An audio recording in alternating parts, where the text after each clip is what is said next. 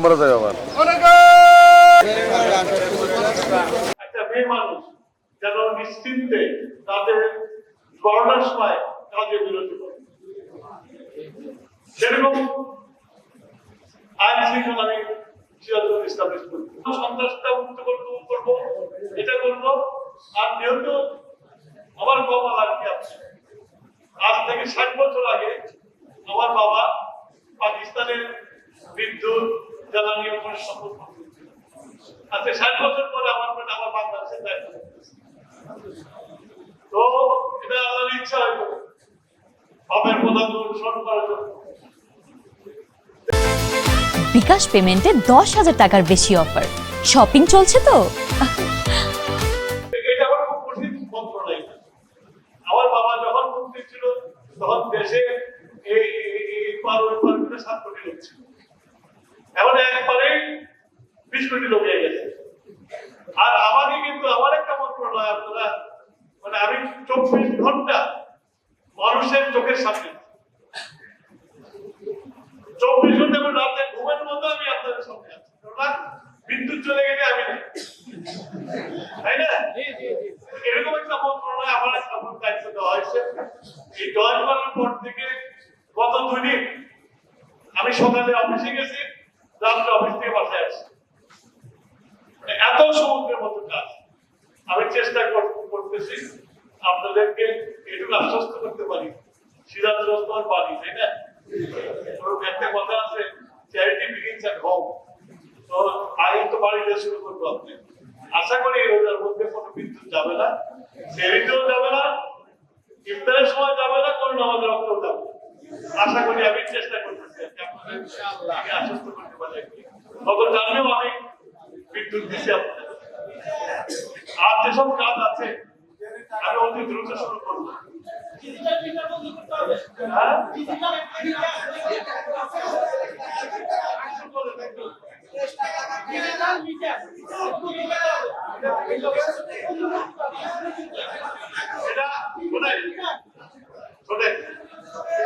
আপনারা শোনেন কথাটা শোনেন, কথাটা শোনেন। 1 নম্বর হচ্ছে আমি বলছি যে এই প্রিপেড মিটারে 20 মিটার আমি জানি এই প্রিপেড মিটার তো চালু তো আমি করছি এবং সিরাজগঞ্জে দিচ্ছিলাম।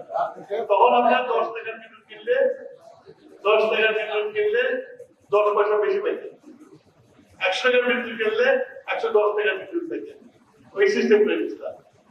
আর বিগত ফ্যাসিস্ট সরকার সেটাকে উল্টা করে দিচ্ছে। আপনি 100 টাকার বিদ্যুৎ কার্ড কিনলে 70 টাকার বিদ্যুৎ কিনলেন। আমি অলরেডি গতকালকে একটা কমিটি করে দিচ্ছি মসজিদের টেকনিক্যাল চেক করার জন্য। এই প্রোগ্রামিং এর মধ্যে ভেজাল আছে, এই রিপোর্টটা পাওয়ার পরে আমাকে সময় দিতে হবে। পাওয়ার পরে আমি যদি দেখি ভেজাল আছে তাহলে বিচারগুলোকে আবার রিচেক করে রিপ্রোগ্রামিং করে আপনারা যাতে সুলভ মতো বিদ্যুৎ পাচ্ছেন। একটা জিনিস বলি আপনাদেরকে, হাসিনা যা করে গেছে যে বিদ্যুৎ পাচ্ছেন প্রাইভেটে দিয়ে গেছে, যে বিদ্যুৎ সরকার কেনে, যে দামটা কেনে সে দামকে যদি আপনাদেরকে ধরিয়ে আপনার তাহলে 30 টাকা পাবেন। দেশে এমন একটা ক্ষতি করে দিয়েছে।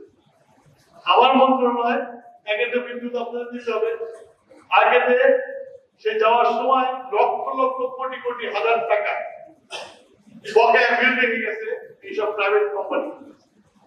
তারা এখন আমাকে থ্রেট করতেছে 60% পেমেন্ট না করলে আমরা বিদ্যুৎ বন্ধ করে দেবো। আমরা বলে টেলিভিশন চ্যাট করছি ব্ল্যাকমেলিং করেন না আপনারা, এটা ব্ল্যাকমেল। আমি একদিনও আইসি অনেক টাকা দাও, আমি বুঝে দিই তারপর টাকা দেওয়া যাবে। তো অনেক সমস্যা আছে এই বিদ্যুতে। আমি যেটা বললাম যে আমাকে আমার কলিগ আছে, সে অর্থমন্ত্রী বলে অর্থমন্ত্রী বলে তাদের কিন্তু সর্বোচ্চ চেক করে, আমাকে কিন্তু সর্বোচ্চ চেক করে। মানে আমি তো ওখানে সিরাজগঞ্জের মধ্যে 20 কোটি লোকের প্রতিনিধি, বিদ্যুৎ গেলেই কিন্তু কথা বলছেন না, বিদ্যুৎ থাকতে কিন্তু বলা হয়। হ্যাঁ, আল্লাহ কাছে শুকরিয়া কম করে। তো যাও আপনার এই জিনিসগুলো আমি আপনাদের সহযোগিতা চাই। আমাকে অনেক জায়গায় অনেক শক্ত হইতে হবে, রুল হইতে হবে, বিশেষ করে মাস্টার দিতে। আমি হঠাৎ করে আমাকে একটা ভিডিও পাঠাই দিল, আমারই কথা, কিন্তু আমার কথা পছন্দ করি এসব ছেলেমেয়েদেরকে। এটা মটক খেয়ে দেখ সোনার দোকানে ঢুকছে। আমি স্টেশনকে বুঝে ধরে থানায় বলবেন, ওটাকে নগদ দিবেন, তারপরে পটে পড়ে তাদের নাকি পায়নি এখন, এবং দলে বোধ কিছু ছিল, ওইটা দিয়ে বসে জীবনের মধ্যে আমি বেশ দেখতাম। আমার কাছে আমি বললাম তো, আমার কাছে খারাপ লোকের কোনো স্থান নাই বলেছিলাম। আর যদি আপনার কোনো সময়, আমি তো মানুষ, আমি রাজনীতি করি, ভালো মন্দ মিলে রাজনীতি, তারপরেও আমি মাঝে মাঝে আসবো আপনাদের মধ্যে, আমাকে মনে করি যে এই জিনিসগুলো হইতেছে, এইটা আমি আপনাকে কাছে বলার পরে যদি কোনো অ্যাকশন না দেয় তাহলে আর বলি না, অ্যাকশন যদি নেই তাহলে বেশি বেশি করে বলি, তাহলে আমি জিনিসগুলো ধরতে পারবো। আমি সিরাজগঞ্জের মানুষের শান্তিতে ভালোভাবে বসবাস করার জন্য কাজ করে দিতে চাই। মানে আমাদের দেশ তো ছোট দেশ, তো ওই গুঞ্জন আর কি যে মামা ভাইটা মন্ত্রী হয়েছে পত্রিকাও লাগে, তো কেমন আছে মামা ভাইটা মন্ত্রী কিন্তু প্রথম আগে মামা ভাইটা মন্ত্রী কিন্তু জিয়া রহমানের ক্যাবিনেটে ছিল। জিয়া রহমানের ক্যাবিনেটে মামা ছিল প্রধানমন্ত্রী, ব্যাংকটা ছিল প্রতিমন্ত্রী, আর সেই ব্যাংকটা আবার আমার ব্যাংক, ডক্টর ইমন মামা, তার মামা ছিল কাজী আনোয়ার হক। তো জিয়ার ক্যাবিনেটে যদি মামা ব্যাংকটা থাকতে পারে, জিয়া রহমান সাহেবের ছেলেকে আমাদের থাকতে পারে না। আর আমরা তো যোগ্যতা দিয়ে মন্ত্রী হয়েছি, অবশ্যই হ্যাঁ, আমার যে ব্যাংকটা মন্ত্রী হয়েছে সে তো পিএইচডি করেছে। তো এইটা বলে হচ্ছে যে জায়গায় কাজ যে করতে পারে তাকে মন্ত্রী বানানো হয়।